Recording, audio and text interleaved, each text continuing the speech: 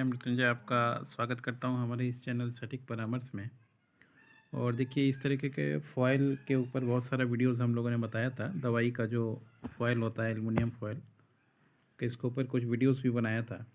तो लोगों का इंक्वायरी इसके ऊपर आते रहता है। तो बायर के बारे में भी हम लोग जैसे ही सोर्सिंग होता है या मिलता है बताते रहते हैं। तो ये देखिए, एक बायर हैं जो गुजरात से हैं और इनका एक रिक्वायरमेंट आया है कि किसी के पास अगर ये वाला एल्युमिनियम फॉइल का स्क्रैप है तो कांटेक्ट करें।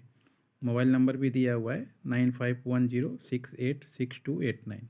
तो अगर कोई इस तरह के दवा का स्क्रैप का काम करता है या दवा का जो पाउच होता है या एल्युमिनियम फॉइल होता है उसका स्क्रैप का काम करता है तो इन लोगों से कांटेक्ट कर सकता है।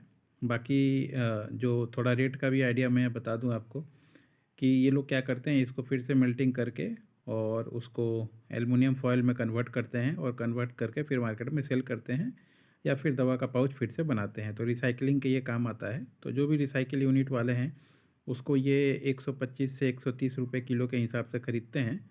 और अगर मान लीजिए ये रिसाइकलर हुए तब तो वो रेट देंगे, और अगर मान लीजिए डीलर डिस्ट्रीब्यूटर होंगे तो पता चला आपको कि ये 100 रुपये 80 रुपये ऐसे किलो के हिसाब से रेट देंगे, क्योंकि बीच में अपना इनका मार्जिन जो है रहेगा। आपको बाज़ार में ये 20 रुपये 25 रुपये किलो के हिसाब से मिल जाएगा अगर आप इसको ख़रीदते हैं। मगर ख़रीदने के बाद इसमें मान लीजिए सोर्सिंग करने पे जो कॉस्ट आएगा, इसको स्टोर करने में जो कॉस्ट आएगा, रखने में जो खर्चा आएगा, तो ये सब कुल मिला के ही आप अगर 60-70 रुपये भी आपको मिलता है तो आपके लिए काफ़ी है। अपने लोकल एरिया में म्यूनसिपल कॉरपोरेशन में, सरकारी हॉस्पिटल्स में या दवा की कंपनियों से अगर आपके एरिया में है तो ये फ्री में मिल सकता है। या फिर चाहे तो एक नए आप कबाड़ी वालों से भी कांटेक्ट कर सकते हैं, क्योंकि उनको इसका आइडिया नहीं है। जो चीज़ वो बेच पाते हैं वो तो खरीदते हैं, और जो चीज़ का उनको बायर नहीं है या आइडिया नहीं है तो वो चीज़ वो नहीं उठाते हैं। अगर आप अपने लोकल एरियाज़ में कबाड़ी वालों को गाइड कर दीजिए कि आप उनसे खरीदेंगे ये सब सामान, तो वो ढूंढ ढूंढ के ये चीज़ें भी ला के देना आपको चालू कर देंगे।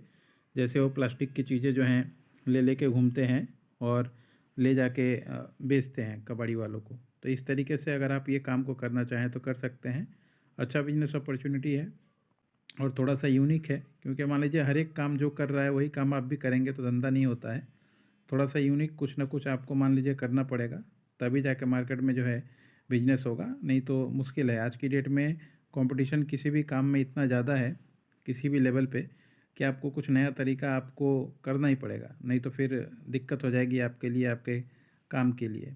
बाकी हम लोग जो गाइड करते हैं इस तरीके से, अगर मान लीजिए आप हमारे साथ कोऑर्डिनेट करना चाहते हैं या हम लोग के साथ काम करना चाहते हैं या मान लीजिए हमारी कंसल्टेंसी लेना चाहते हैं कि इस तरीके से बायर ढूंढ ढूंढ के हम आपको दें, तो फिर उसके लिए ईयरली एग्रीमेंट कर सकते हैं। स्क्रैप के बिजनेस का लाइसेंस बनवाना चाहते हैं या जानकारी लेना चाहते हैं तो ले सकते हैं। हमारा काम है, बिजनेस है हमारा, जानकारी देना।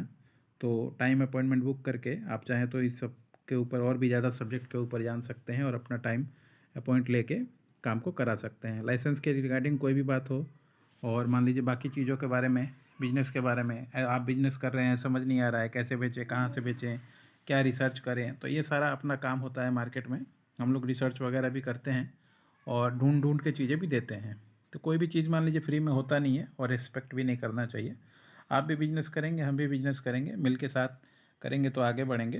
तो पहले आप एक अपॉइंटमेंट लेके समझ लीजिएगा या अपना जो बात है वो समझा दीजिएगा, किस तरीके से काम होता है ये हम आपको समझा देंगे। उसके बाद से फिर टाई अप करके काम कर सकते हैं।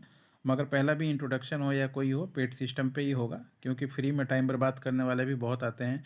वन नाइट बिजनेसमैन जिसको हम लोग बोलते हैं, कि आज रात को सोचा कि कल जाऊंगा मार्केट में और बहुत बड़ा बिजनेस करूंगा और तुरंत सफलता 1 महीने में मिल जाएगी, और फिर दूसरे दिन मॉर्निंग में जैसे सपना टूटता है तो फिर वो बिज़नेस छोड़ के अपने काम में लग जाते हैं। क्योंकि बिज़नेस करना इतना आसान नहीं है। रिस्क लेना, रिस्क को कवर करना, पूंजी को होल्ड करके रखना, नफ्स को कंट्रोल करके रखना, बहुत सारी चीज़ें फ्री में मिलेंगी।